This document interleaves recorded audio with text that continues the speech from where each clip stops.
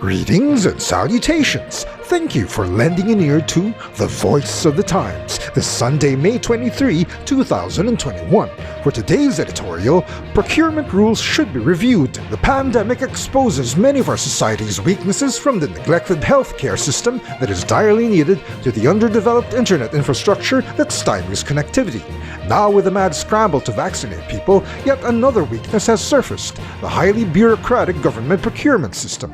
The problem came into view when the Philippines struggled to acquire COVID-19 vaccines. In fact, insufficient supply remains as the major obstacle in realizing herd immunity.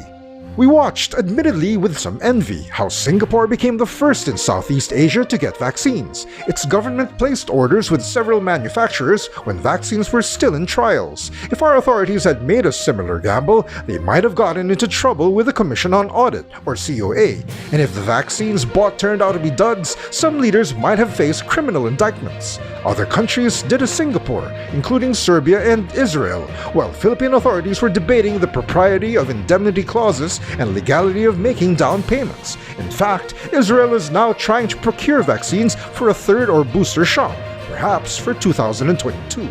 Note that health experts have not yet determined whether that would be necessary. Such foresight may explain why Israel leads the world in vaccinations.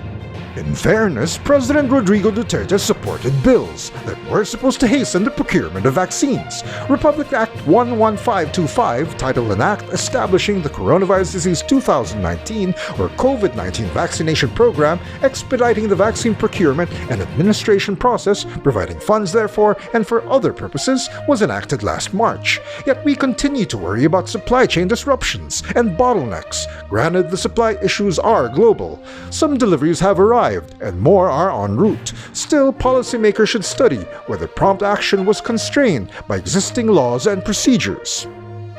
Regarding review and overhaul, the issue is not limited to vaccines, of course. The authorities should review and update our procurement laws. The aim is to allow quick response by minimizing red tape and to ensure the government gets the best deal possible for our people.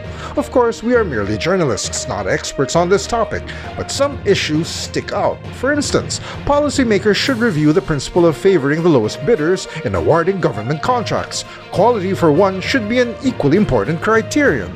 Critics of this idea might counter that quality is addressed during pre-qualification work, where the technical requirements are drafted, but that seems valid only in theory. We suspect that much of the mischief happens long before bids are submitted.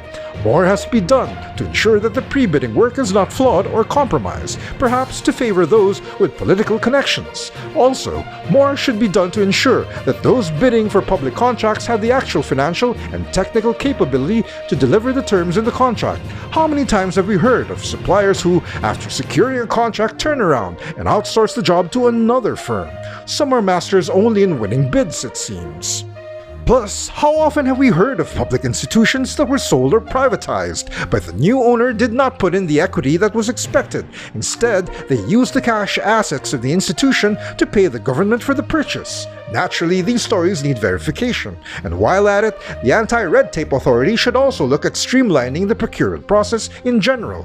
We accept that safeguards are in place to prevent corruption, but something seems wrong.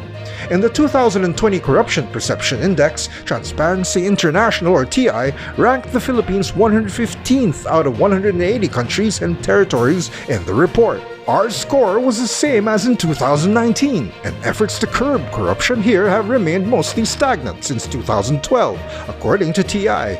That suggests that whole systems require fixing, perhaps even an overhaul, beginning with how government spends money. The provisions meant to prevent corruption not only seem ineffective, they may be adding layers of red tape. We need measures to prevent graft, balanced with the flexibility required for the government to be responsive in a crisis, be it in this pandemic or something else in the future. And that's the editorial for Sunday, May 23, 2021.